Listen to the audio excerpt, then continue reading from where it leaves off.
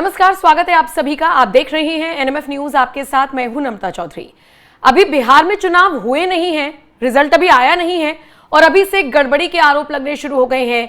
Voter list में छेड़छाड़ का आरोप लगना शुरू हो गया है और इसी के साथ साथ यह भी कहा जा रहा है कि चुनाव आयोग बीजेपी के साथ मिलकर चुनाव कराता है।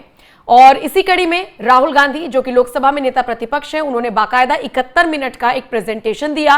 स्क्रीन पर उन्होंने कुछ ऐसी चीजें दिखाने की कोशिश की जिसके बिहाफ पर वो सीधे सीधे तौर पर चुनाव आयोग को घेरते हुए नजर आए। उनका कहना था कि देखिए, नाम कुछ है तो तस्वीर कुछ है तो फादर्स नेम कुछ और है। और सोचिए, 71 मिनट का ये जो उनका प्रेजेंटेशन था, इसके छोटे छोटे क्लिप्स भी सोशल मीडिया पर वायरल हुए। अब चूंकि उन्होंने कर्नाटक का जिक्र कर दिया, उन्होंने महाराष्ट्र का जिक्र कर दिया और रही सही कसर बिहार में तेजस्वी यादव पूरी करते हुए नजर ही आ रही हैं। जब कर्नाटक का उन्होंने जिक्र किया तो ऐसे में खबर यह मिल रही है कि चुनाव आयोग ने उनसे कहा है कि आप सबूत दीजिए और लिखित में कहिए, शपथ पत्र दीजिए और इसी के साथ अगर आप लिखित में शिकायत करेंगे तो ही हम आगे की कार्रवाई कर सकेंगे। आपको बताते चले, राहुल गांधी ने इस प्रेजेंटेशन के दौरान कहा कि हमने यहां पर वोट चोरी का एक मॉडल पेश किया है। मुझे लगता है कि इसी मॉडल का प्रयोग देश की कई लोकसभाओं और विधानसभा में हुआ। उन्होंने कहा कि महाराष्ट्र के नतीजे देखने के बाद हमारा शक पुख्ता हुआ कि चुनाव में चोरी हुई है। मशीन रीडेबल वोटर लिस्ट नहीं देने से हमें भरोसा हुआ कि चुनाव आयोग ने भाजपा के साथ मिलकर महाराष्ट्र के चुनाव की चोरी की है। अब राहुल गांधी ने यह प्रेजेंटेशन दिया, राहुल गांधी ने चुनाव आयोग पर यह आरोप लगाए, राहुल गांधी ने महाराष्ट्र का भी जिक्र कर दिया, कर्नाटक का भी जिक्र कर दिया। तो जवाब आया महाराष्ट्र के मुख्यमंत्री देवेंद्र फडणवीस से। देवेंद्र फडणवीस ने सीधे सीधे तौर पर कहा कि अब देखिए, चुनाव होने ही है बिहार में, तो इस तरीके के बयान आते ही हैं। और फिर राहुल गांधी या कांग्रेस की हार को लेकर, या ये कह लीजिए कि ये जो आरोप लगाए गए हैं कि बीजेपी के साथ मिलकर चुनाव आयोग ने उन्हें चुनाव में से वोट चोरी कर लिया और जिस भी तरीके के आरोप राहुल गांधी की तरफ से लगाए गए, इस पर राज्य के मुख्यमंत्री देवेंद्र फडणवीस ने क्या कुछ कहा, वो बयान उनका आपको जरूर सुनना चाहिए। मैं आपको देवेंद्र फडणवीस के उसी बयान के साथ छोड़कर जा रही हूं, लेकिन आप हमें कमेंट सेक्शन में जरूर बताइएगा कि आप किसकी बात से सहमत हैं, राहुल गांधी की या फिर देवेंद्र फडणवीस की। कमेंट सेक्शन में आप अपनी राय में जरूर दीजिएगा। बाकी बने रहिए बाकी खबरों के लिए भी एनएमएफ न्यूज के साथ। चोरी हुई, बार बार इसमें सफाई आ चुकी है इलेक्शन कमीशन की तरफ से, लेकिन फिर भी आरोप लगाए जाते हैं।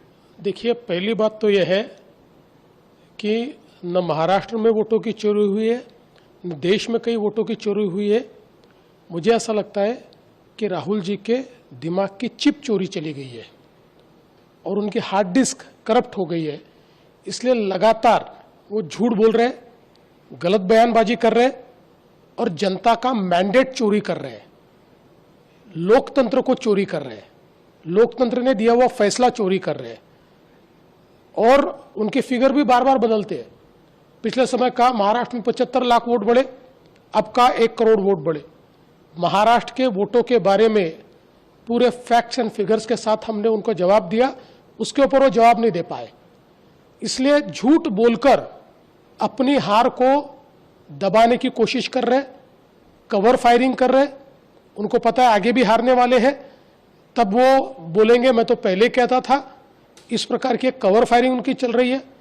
और मैं सबसे ज्यादा आश्चर्यचकित इस बात से हूं कि आप लगातार ये कहते हो कि वोटर लिस्ट में गड़बड़ी है, वोटर लिस्ट में गड़बड़ी है, तो फिर बिहार में कॉम्प्रिहेंसिव रिवीजन को आप क्यों विरोध कर रहे हो?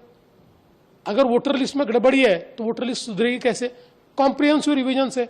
हम मांग कर रहे हैं 10 साल से कॉम्प्रिहेंसिव रिवीजन कीजिए, डी नोवो वोटर लिस्ट तैयार कीजिए, हम मांग कर रहे हैं। और अब जब चुनाव आयोग वो कर रहा है तो आप उसका विरोध कर रहे हो। सच बात तो यह है कि उनको ये पता है कि उनकी पार्टी का वजूद खो गया है और अपना वजूद वापस पाने की जगह भारत की लोकतांत्रिक संस्थाओं को बदनाम करने का काम ये उनके माध्यम से हो रहा है। मैं इसका धिक्कार करता हूं और जनता उनको वापस अगले चुनाव में इसका सबक सिखाए।